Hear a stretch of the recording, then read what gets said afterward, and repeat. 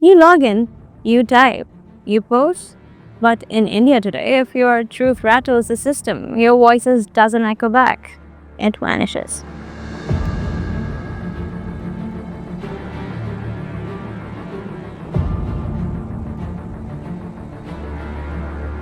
India, often hailed as the world's largest democracy, has increasingly come under scrutiny of silencing voices of dissent, both at home and abroad. A long-standing pattern has emerged, one that points towards systematic suppression of critical narratives, especially those that challenge the government policies on Kashmir, minorities, and civil liberties. This isn't a new trend. One of the most high-profile cases is that one of Syed Ghulam Nabi Fai, a Kashmiri American activist arrested in United States in 2011, for he was accused of lobbying on behalf of Kashmir without registering under the Foreign Agents Registration Act. This arrest was widely seen as a part of India's diplomatic push to clamp down on international advocacy for Kashmir. Then there was Salman Javed, a scholar and commentator whose social media presence grew as he raised questions about Indian policy in the region. Like many others, his online accounts were withheld or restricted in India.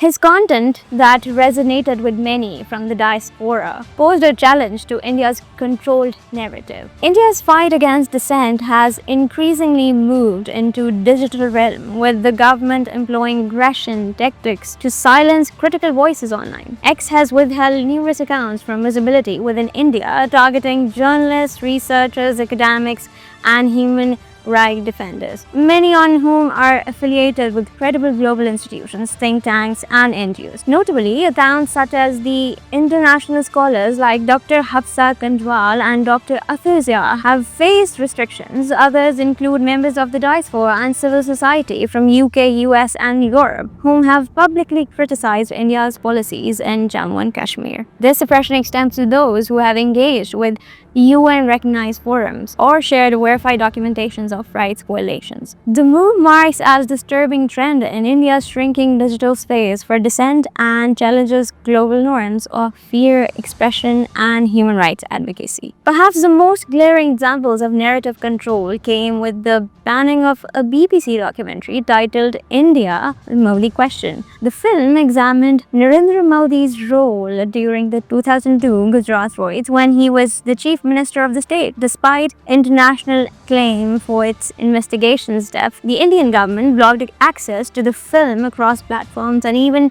used emergency powers to prevent its screening at the universities. The move drew attention from the human rights organizations and free press advocates, who saw it as yet another attempt to erase uncomfortable truths from the public domain. India has repeatedly invoked IT Rules 2021, a controversial set of guidelines that gives the government board powers to regulate online content. While the government argues these rules are necessary to combat misinformation, critics argue that they have enabled arbitrary censorship. Altaf Hussain Mani, chairman of the Kashmir Institute of International Relations, has been a vocal critique of India's digital policies and their impact on the Kashmiri population. In his LinkedIn post, he described the situation as a digital apartheid, highlighting the prolonged internet blackouts and severe restrictions on the digital rights imposed by Indian authorities, especially after the revocation of the Article 370 in August 2019.